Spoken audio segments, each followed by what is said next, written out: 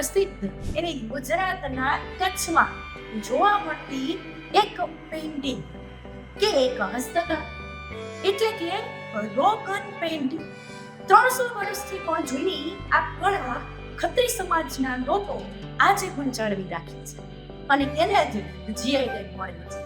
પરંતુ એવી તો કઈ કળા કે જે આટલી બધી નામચીન છે?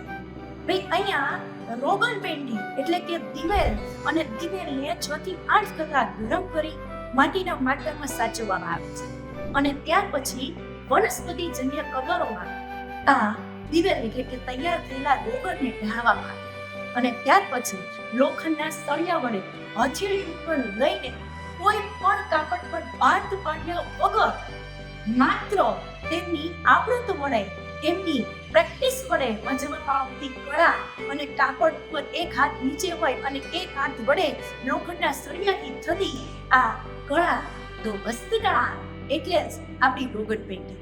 ઓબામાને પણ નરેન્દ્ર મોદી દ્વારા આ હસ્તકળા છે ભેટ સ્વરૂપે આપવામાં આવી હતી. આવીને આવી પેઇન્ટિંગ્સ આપણે જાણીતા રહેશું.